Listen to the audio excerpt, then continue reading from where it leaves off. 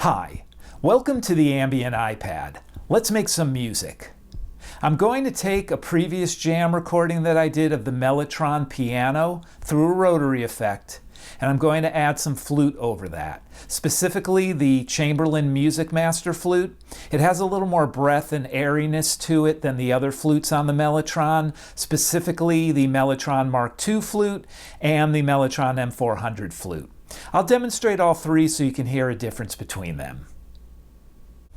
The signal chain is a Mellotron M4000D Mini analog output into a Focusrite Scarlett 18i8 interface that communicates with the iPad back and forth through a USB-C hub, which also enables me to power the iPad Pro at the same time.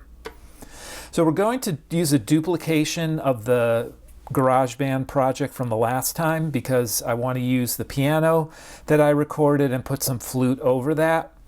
First thing I'd like to do is go through the different flute sounds that are on the Mellotron M4000D and the Mini and the Micro. There's the Mellotron Mark II flutes.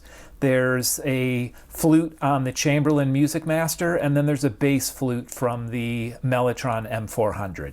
So the Mark II Mellotron is probably the most famous one. Everybody knows what that sounds like, even if you don't think you do.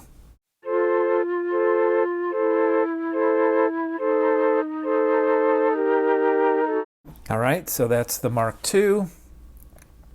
Here is the Chamberlin Music Master. So it's very breathy, very airy, almost like a wood flute or even close to a shakuhachi. And then finally we have the bass flute from the M400.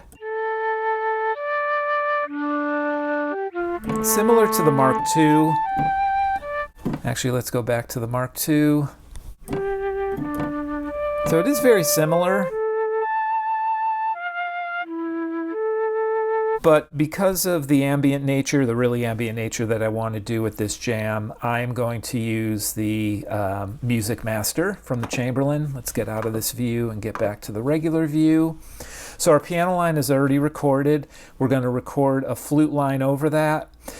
Now, these are all just improvisations. If you watched any of these videos, you know that by now. So the piano was an improvisation. I mean, I did come up with some lines here and there, but I wasn't following any tempo. There's no preset of the notes or the structure that I can rely on to say, oh, I'm going to play the flute this way. So what I'm going to do actually is, and I'll show a screenshot of this that's a little closer, is they're actually, and let me close this up here. I'll get back to the effects. I mean, in any DAW, but certainly in GarageBand, it is recording the wave. So it's not that easy to see, but I can definitely see where notes were played. And that will enable me, kind of like guideposts. There is a 3-note riff, if you will, or line that I do use, or I use throughout the piano recording. And I'll try to mimic that when I lay down the flute. So not flying completely blind because of no tempo, no bars, no anything from a structure perspective other than this repeating 3-note phrase, but it should help align the flute so it's not really completely out of whack and you know, somewhat sounds like it belongs. So we'll see how that goes.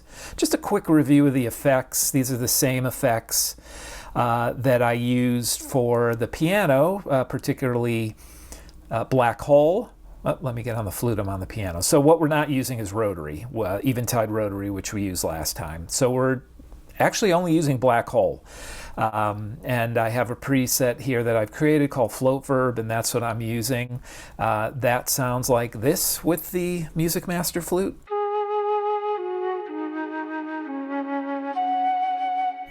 So not only just a big kind of expansive space, but, you know, trails off, which will help with this piece. And added a little compression that's just resident in GarageBand, their own effect, and a teeny bit of delay. I mean, you really can't even hear it separately. It just makes the tail of the reverb go a little longer. So we're not going to need to change any of that. I'm going to close that off. I'm going to move this. You can close that. So essentially, I'll be able to see as much of this as possible.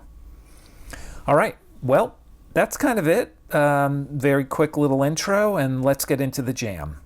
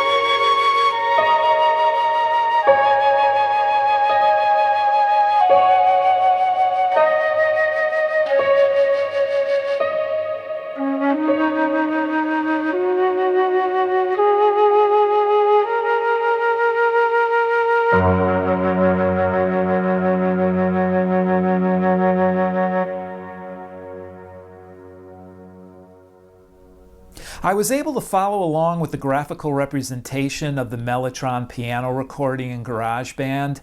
That enabled me to pretty much keep that 3-note phrase in sync, and also to make sure that there wasn't a lot of dissonance and too many notes weren't playing at the same time.